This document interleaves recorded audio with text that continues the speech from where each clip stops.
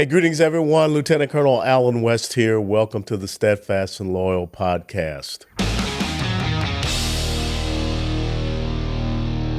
You gotta light 'em up before they burn it down. Better dig deep, put 'em in the ground. Blood on their hands, they're hellbound. Save us all. Ooh, they're gonna burn it down. Save us all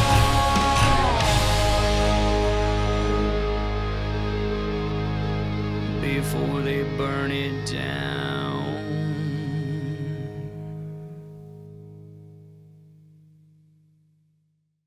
Tomorrow, on Tuesday, the 4th of March, President Trump, the 47th president, will go before a joint session of Congress to speak about this incredible first, 40 days that we've seen this breakneck pace. And I'm sure talk about the initiatives going forward. And the stance that the Democrats are already taking is, well, the same old stance: resistance. And you just kind of have to ask yourself again and again and again, can they really be that stuck on stupid? Can they really have not gotten the memo of November the 5th? They're still talking about, enriching billionaires. Like George Soros, Tom Steyer, all the other billionaires on the left that made sure that Kamala Harris had like $1 billion of campaign cash. The hand-selected person, not democratically selected nominee of the Democrats. I thought they were all about democracy. I guess when it comes to them, they're not. Or when it comes to supporting a tyrant, let's be very honest. If Donald Trump were to establish martial law, if Donald Trump were to suspend elections so that he could just stay president ad nauseum, ad infinitum, they would be going apoplectic. But yet that's what Vladimir Zelensky has done in Ukraine. Now, look, I'm the first person that says I do not believe that any sovereign nation should be invaded. But there's a way to carry yourself and to honor the rule of law and your nation's constitution. And there's a way also to make sure that you are respecting your quote unquote number one benefactor that is allowing you to be in a position of standing up for your national sovereignty. Although the Democrats don't care about our own national sovereignty, but they're happy to send hundreds of billions of dollars over to Ukraine. And so, again, this whole thing about resistance. We just had a little story from the New York Post that said Vladimir Zelensky, before he went over to meet with Donald Trump, he met with Democrats on Capitol Hill. Democrats who told him to not accept this deal, this mineral deal with Donald Trump. And understand this, when you are talking about this economic opportunity for Ukraine, that is a national security opportunity and agreement. So I don't understand what Vladimir Zelensky was talking about. We need to have a security agreement. No, what he came here wanted is just write me another check. See, there have been 3 different opportunities for him to sign this minerals deal. Scott Bessent went to Ukraine, the Treasury Secretary. He didn't do it there. In Munich at the security conference, J.D. Vance was there, had the agreement. He didn't do it there. And so he decided to come here to the United States of America and grandstand. And now Democrats are out there talking about how he's been picked on and how he is not respected. Well, when you're writing a check, you're the one that should be respected. And that spigot is going to be turned off. If you want to talk about how we make this thing happen, here, let's do something that is economically beneficial, not just to the United States of America, but also to the people in Ukraine. And when you have your own ambassador putting their head in their hands. I think that picture shows that Zelensky did not have the cards, as President Trump said. But Zelensky was part of the resistance. And so therefore, the progressive socialists, leftists, these people that embrace this type of leadership when it benefits them, suspending elections and continuing on, instituting martial law, that's what they prefer. So I'm sure that there'll be some talk about that. But what really, unnerves me is the unrighteous indignation of the progressive socialist leftists, the Democrat Party. Now, all of a sudden, Donald Trump is hurting people with these policies of trying to establish constitutional governance for the federal government. Article 1, Section 8 of the United States Constitution lists 18 duties, responsibilities, jurisdictions, purviews, enumerated powers of the federal government. 18 things. The federal government has gotten so out of control. And yes, we're peeling the onion back and finding all this fraud, waste, and abuse. Taxpayer dollars going to things that have nothing to do with protecting the American people, our safety, our security, our interests. It just goes toward leftist ideological agendas.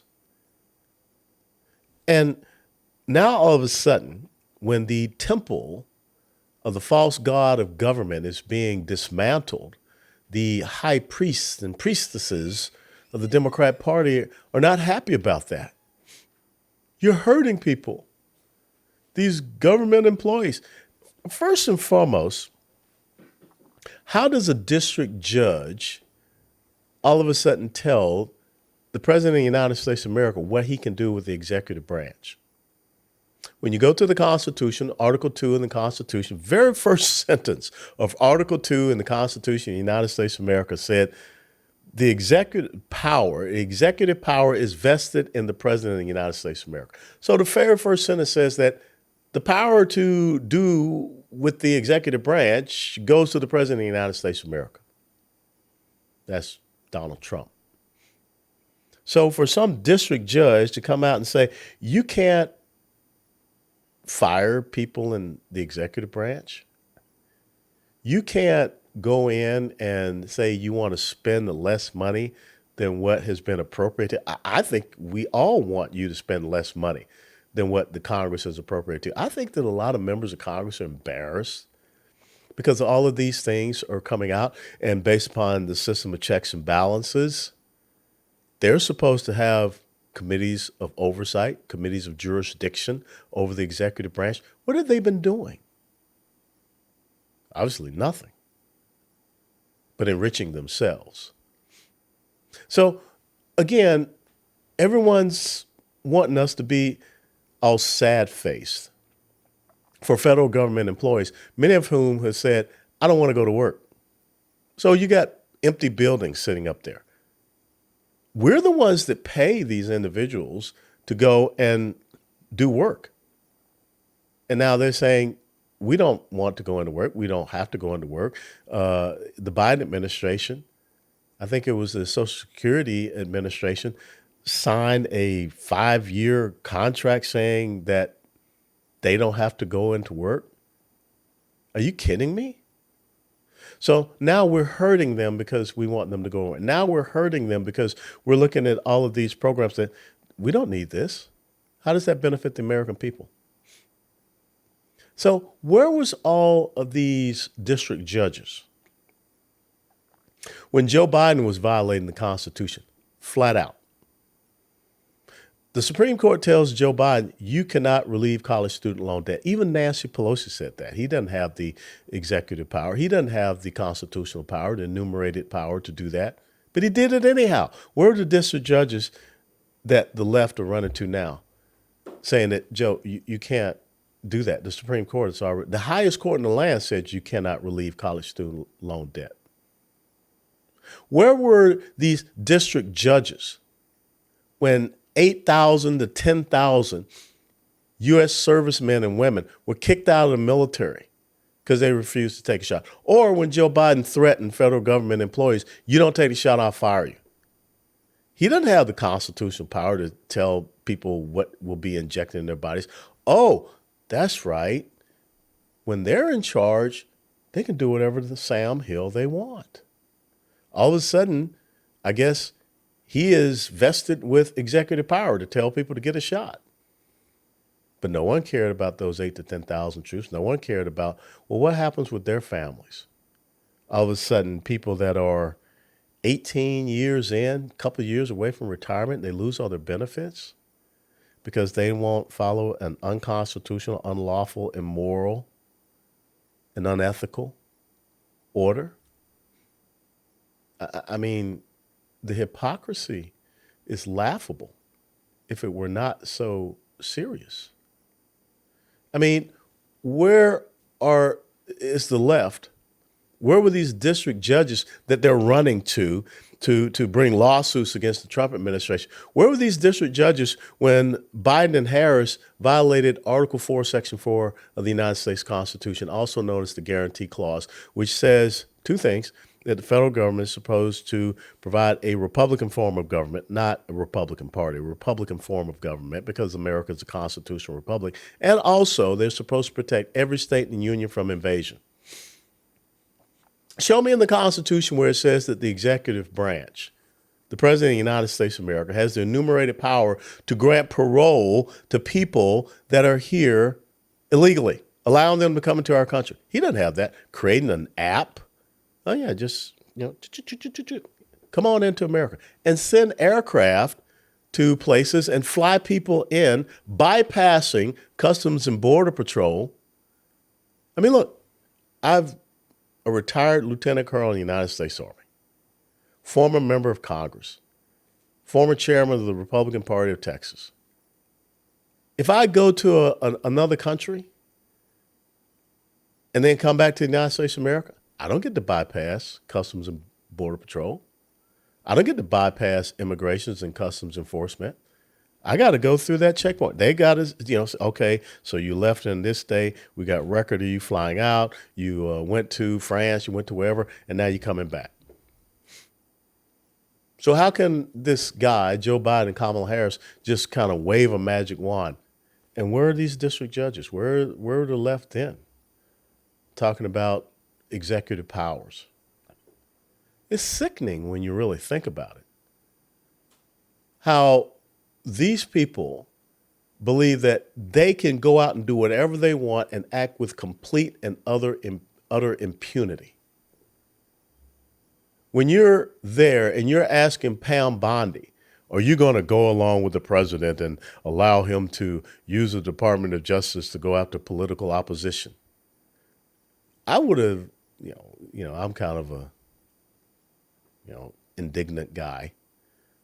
I would have looked at whatever senator asked Pam Bondi that question, if that had been me sitting there in a senatorial hearing. I said, you mean like what Joe Biden had Merrick Garland doing? See, they believe that they can't be touched. They believe that their sacred cow of government cannot be harmed. And so now all of a sudden, again, the same old thing. You're going to hurt people. Children are going to starve. What children are starving? That's always their fallback. Children are going to starve. You're giving money to billionaires. You're going to destroy Social Security is destroying itself. And now we find out, thanks to Elon Musk and his crew, we got people, 150 years of age. Maybe they're not receiving checks, but why are they still on the rolls? Which means that someone could, use that identification to be able to get some type of compensation. The fraud in Medicaid, we know, is off the charts. But yet they want to expand things. They want more people. Medicare for all. I'm 64. I'll go on Medicare in a year. Is it really going to be there for my daughters 30 some odd years from now? Not on this path that we're on. So it just is amazing to me that Donald Trump is there.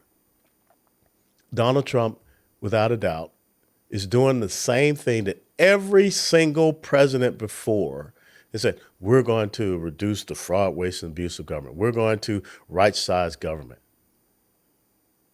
And they're upset about it. You got to resist this. A Department of Defense with a budget of some $858 billion that has not passed an audit in 7 years, and that's okay?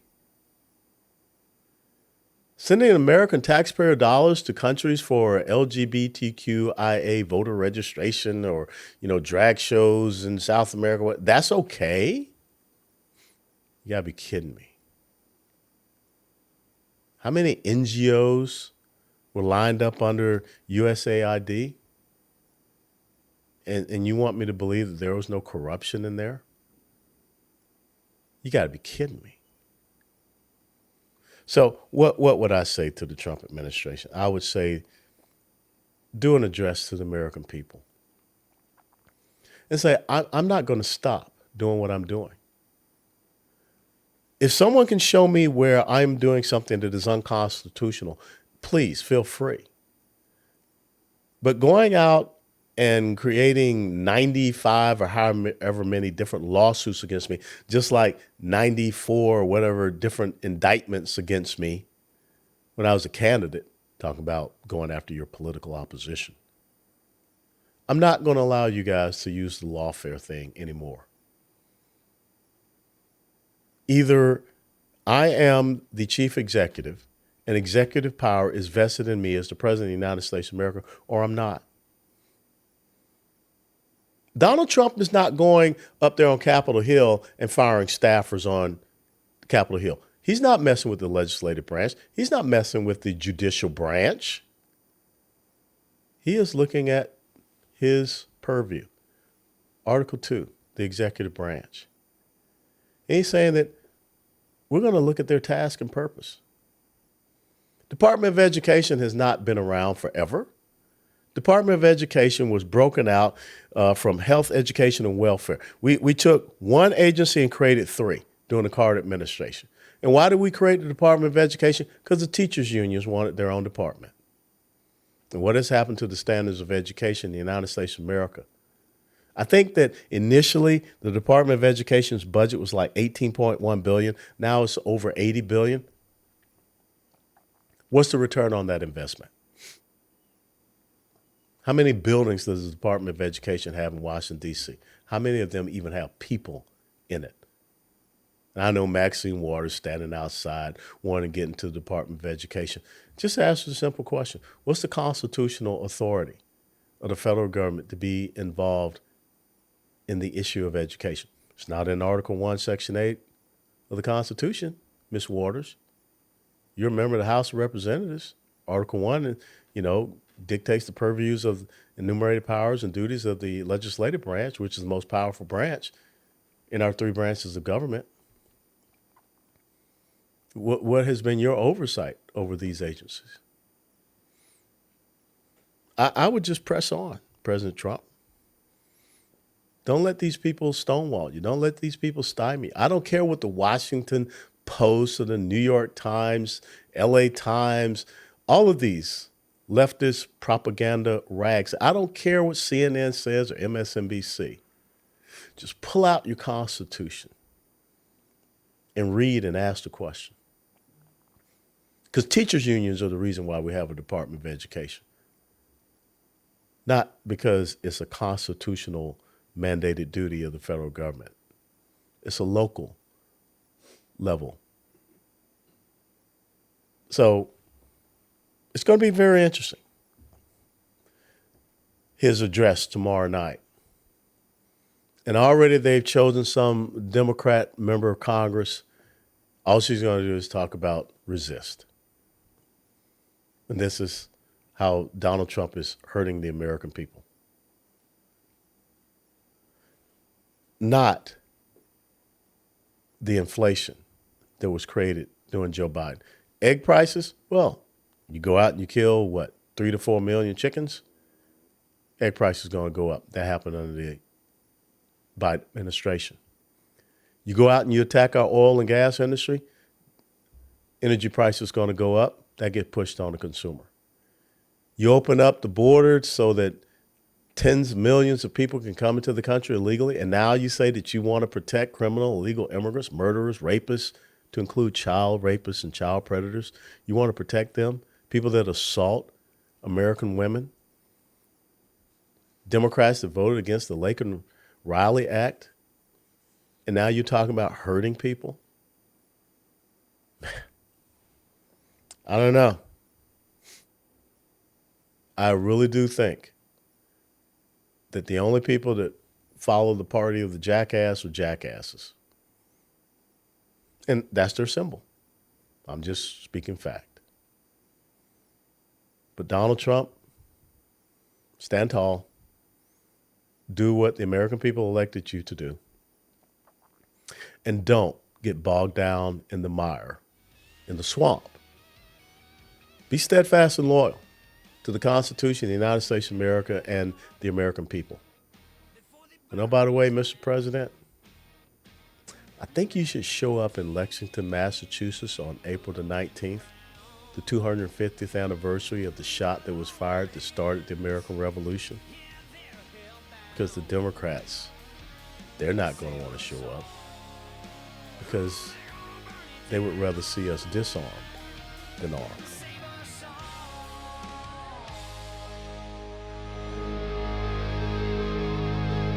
Before they burn it down.